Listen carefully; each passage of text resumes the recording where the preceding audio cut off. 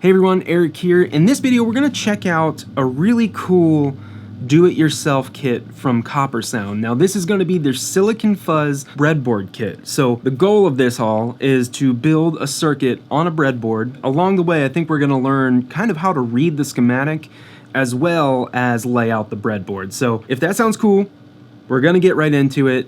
Thank you so much for watching. Let's do it. So first we're going to go ahead and unbox the whole kit. You can see it's really presented in a nice way, an organized way, and everything you need is right here. So we have a few different components. First we have these pots. We have two pots. They're each labeled. You can see that this is a B1K, and then this one is an A100K. So the schematic will tell us which one we need to use. And then we have all these little components. We have resistors, capacitors, transistors, and diodes. We also have lead wires that we can use to connect traces on the breadboard, and this is the breadboard. It's got an in and out jack as well as an on-off toggle, and it comes with a power supply. This is a color code guide that lets you understand and learn how to read resistor values. If you have a multimeter, you can also use that to easily verify what your resistor values are. And you can see what I'm doing here is I've got a piece of paper that I am laying out all the components on, and what I'm going to do is I'm going to organize them and nicely label them so I don't use the wrong parts in the wrong spot. Especially with resistors, each of these resistors have a different value, so that means they go in different places within the circuit in order for the circuit to sound correct. So you can now see I'm using tape and a Sharpie to label each resistor, what the value is, and then I can refer back to that value whenever we have to put that specific resistor on the breadboard. Each capacitor will have a label on them. Most of the other parts are going to have labels on them, so it's really important that we get those resistor values correct. And doing this step really just simplifies everything down the road when we have to put these resistors on the breadboard. Before we go any further, we have to start by learning how the breadboard works. The breadboard works by connecting different paths of both audio and power. On the top and bottom, we have both positive and negative power lines. This is where we're going to connect the 9 volts to power our circuit. The power rails make connection horizontally all the way across the entire breadboard, while the audio rails flow vertically, so up and down. In this diagram, you can see that all the channels are labeled A to J. In each vertical column, the channels A through E are connected, and the channels F through J are connected. Now that we understand the basics of how the breadboard works, we can go ahead and learn how to put this schematic together.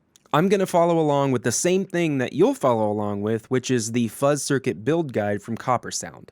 In step 1 of the build guide, we go over power filtering. Filtering the power helps reduce unwanted noise when we start to give the circuit power, and it also helps to protect the circuit if an incorrect power source is plugged in, so that incorrect power source won't damage the circuit. A few different parts are polarized and a few different parts are unpolarized. So our caps and diodes, like this diode right here, this has a little stripe on it on this side. That means it's polarized. So that means it has to go in one way. And if it's put in backwards, it's not going to work. So we have polarized and unpolarized parts. And so another thing to be aware of is that on the build guide PDF, they're going to say 9 volts for the power. And then over here, it says VCC. And that's just the same thing. It's just a different naming convention. So let's go ahead and get started. I'm going to take a red wire for positive, and I'm going to stick it into the ground, or the VCC right there. I'm going to stick it into the VCC or 9 volt, and we're going to take a black wire right here and then stick it into the ground. We need to bridge from the 9 volt terminal right there to the power rails. So I'm actually going to take it back out, bend it over, and then bend it like that. So we have something like a horseshoe. So we made our positive connection. Now we're going to do the negative, or the ground.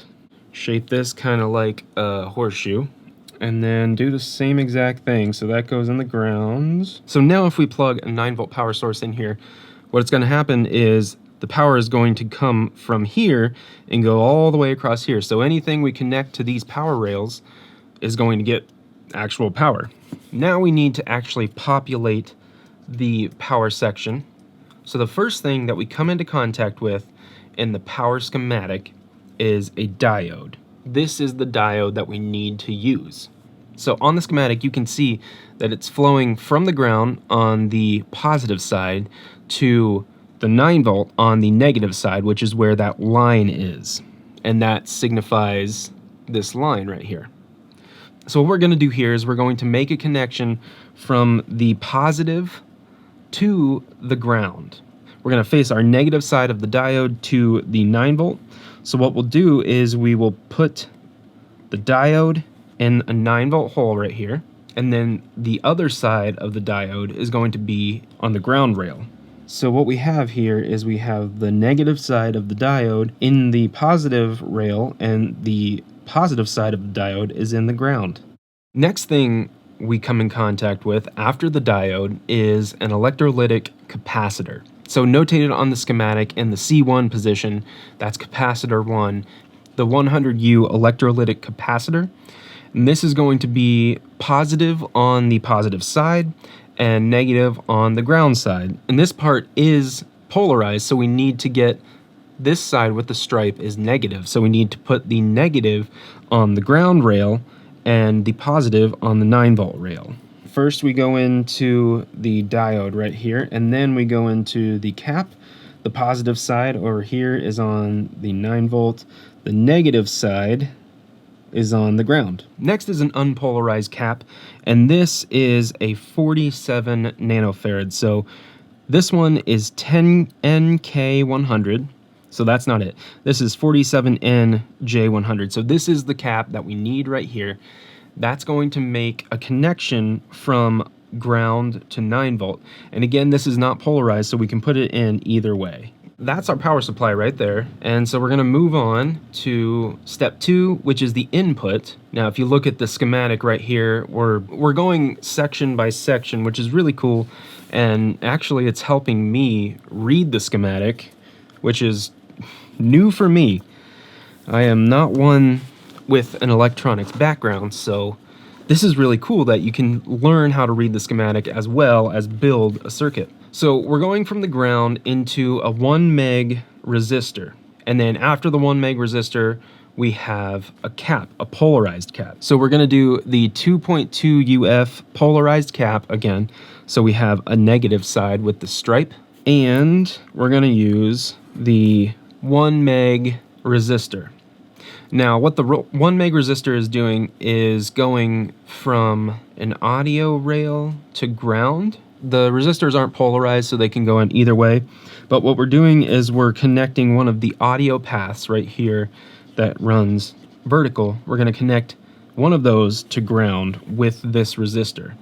Here we have this resistor going from an audio path, which is right here, to the ground connection, which is up here. Now we're going to put in that 22 or 2.2 UF. 2.2, you got to be sure, because this one is 22 UF and this one is 2.2 UF, so you got to read carefully. We're going to put the positive side towards the next section, so the negative side will be on the same audio path as the resistor. This is the negative side right here with the stripe, so that goes on the same audio rail as the resistor. Resistor going from the audio path to ground right there, and then we have this cap from the negative side on the side with the resistor to the positive side downstream to the next section.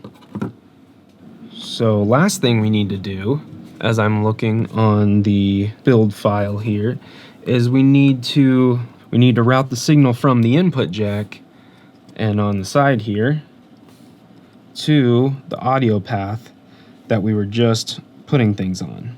So one that I almost missed was routing the input to the audio path that these are connected to. So the next section of our breadboard is the first gain stage. Now this is where we give power to a transistor. We're going to give this power to power it up and amplify everything. So first, we're going to take our audio signal and route it downstream a little bit, just to give us a little bit of wiggle room, physical wiggle room here.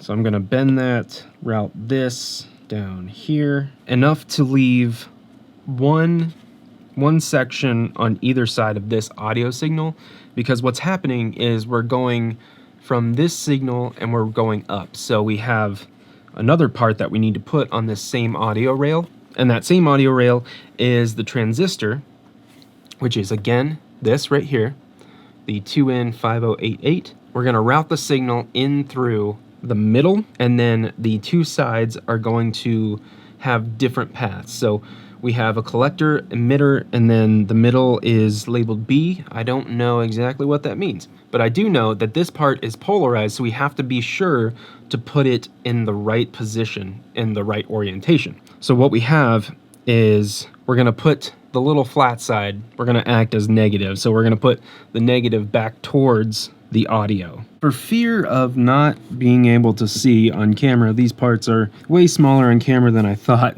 I have brought you in incredibly close with that last one. This is where the first gain stage starts. So we're moving back here. Again, this way is audio is connected. So we're moving back here, traveling down, and then we're going into the transistor. So the transistor is where we have stopped. So we have to do a couple different things for the transistor to work. So on the collector, which is this side of the part right here, we're going to run 9 volts to this audio rail right there. And we're doing it through a 33K resistor. This is gonna be what we're gonna use to connect the collector to 9 volts. But also you wanna make sure that none of these traces are touching. Like I just had the positive leg of this cap touching the resistor leg. We're gonna cut these legs off, just with scissors. It's a lot closer to the board, which means it's gonna stay out of the way. So now what we've done is we have taken the 9 volts right here, the rail of 9 volts, and we have jumpered it to the audio for the collector of the transistor. We have to make a loop, some sort of like feedback loop from the collector back to the beginning of the middle pin of the transistor.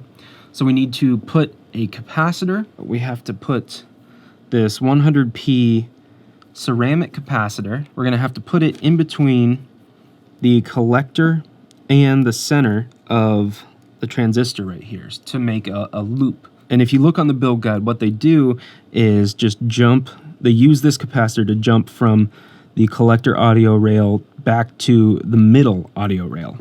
I'm gonna go ahead and cut these again to just keep a low profile. I'm also going to use my pliers to position this. On the close-up cam, what we've done is we've connected 9 volts to the collector audio rail right here, and we have used this capacitor to jump from the audio rail of the collector back to the middle audio rail of the transistor. And then now we just have to jumper the emitter, which is the left-hand side of my left of the transistor, to ground. So we're just going to use a black wire, the audio rail of the emitter on the transistor, which is the leftmost. We're going to jump that to ground.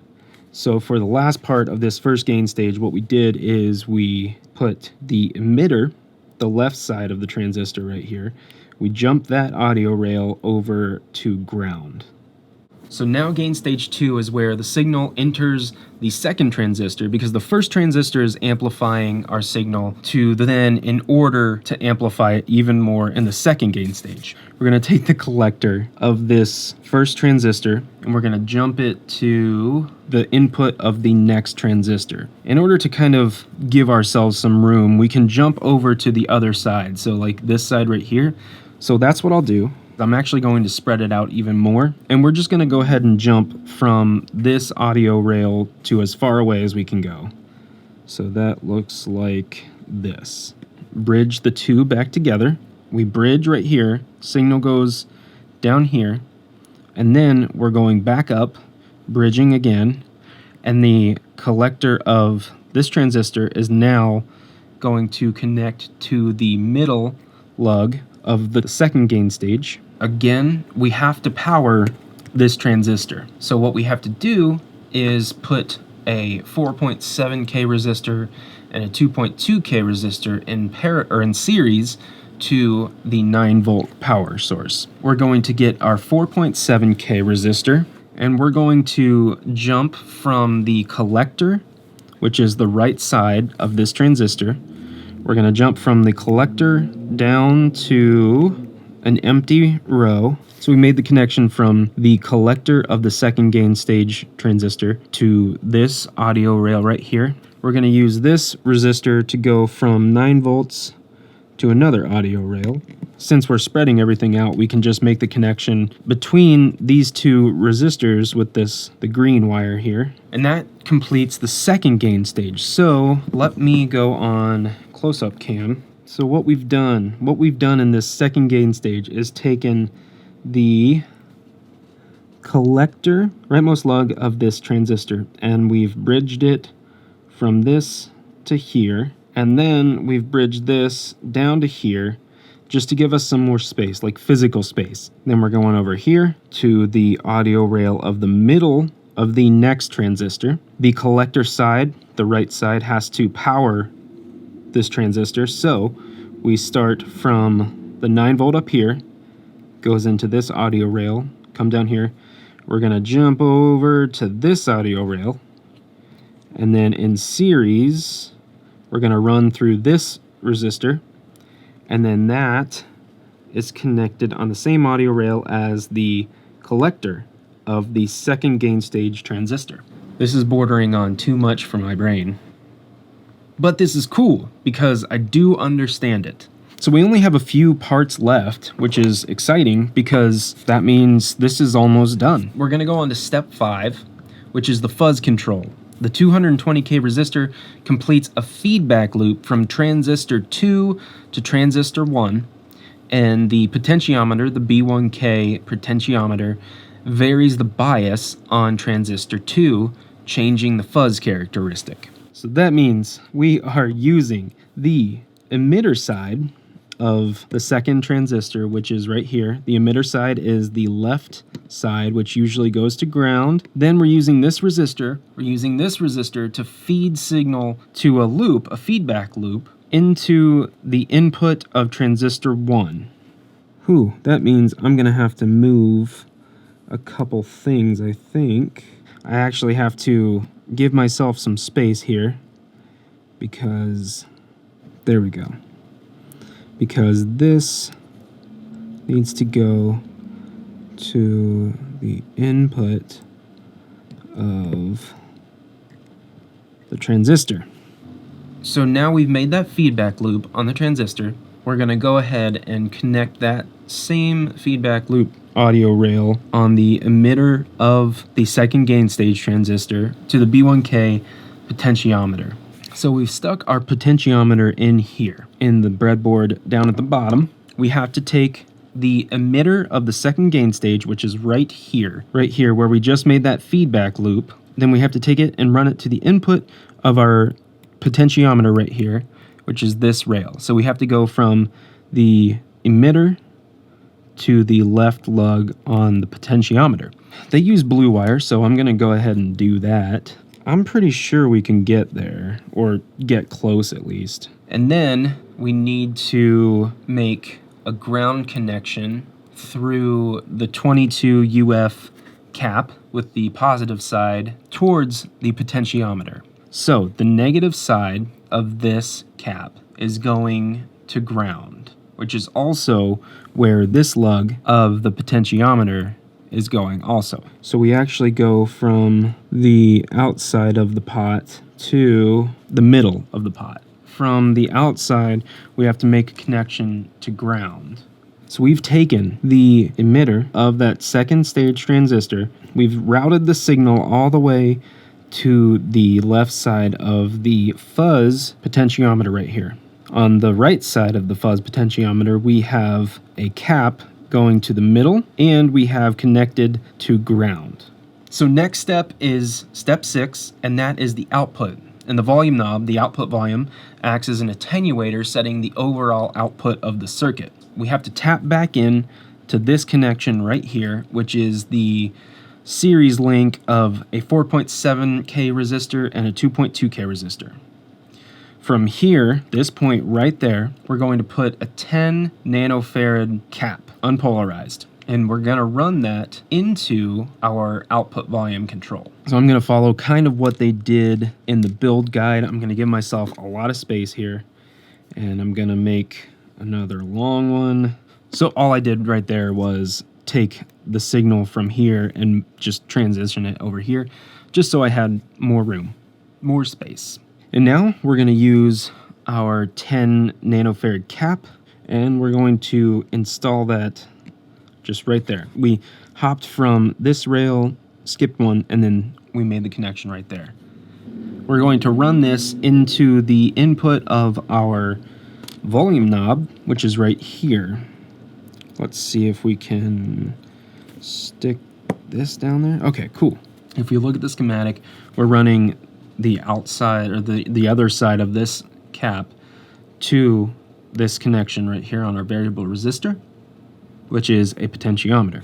We have to make a connection from this audio lane to this one. I'm going to go ahead and do that with a green connector. And of course, we have to connect this lug, the opposite lug of the potentiometer, to ground. So I'm just going to take a black wire and run it from here all the way over to like here. Now in the build guide, they space these out. They make it look really nice by going straight over and then bridging, but I'm just going to make one connection from here to the ground. And now we take our output of our potentiometer, our volume control, which is this one right here, the middle lug. Signal comes in on this side. If we're down, it goes out to here, goes out to ground, and then it doesn't let any signal pass to the output. So we're going to send the middle lug to our output right here. So if you have the knob in this position, you're only sending whatever's coming in to ground. And as you turn it up, you're sending less and less to ground, which means more volume comes out of this center piece right here. So we've got this center linked to the output right there. This is your finished breadboard of a silicon fuzz. So what I'm going to do now is I'm going to go ahead and put an input jack, output jack, and power, and hopefully, if we've done everything right, this will work. Now for the moment of truth. Turn my power source on. We're in bypass mode right here on the switch. So we're plugging in the breadboard. And the test is if I turn this on and it works. Ooh.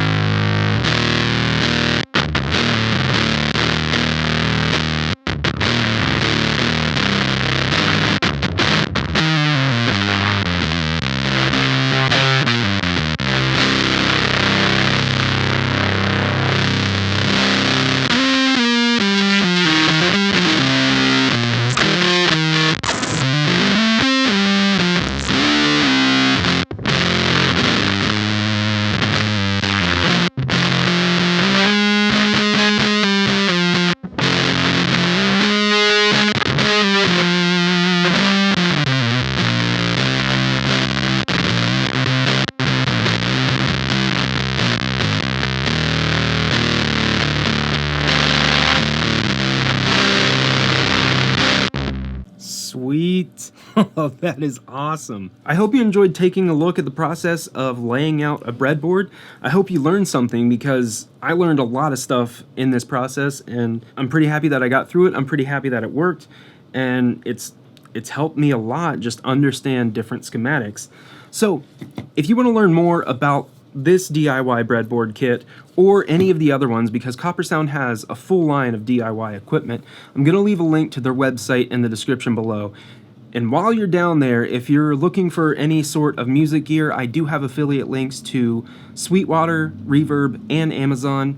If you click those, it takes you directly to those sites, and it lets them know that I sent you, so anything you purchase through those links, I get a small commission on. It doesn't cost you anything extra, it saves you time, and it's a great way to help support the channel if you want to do so.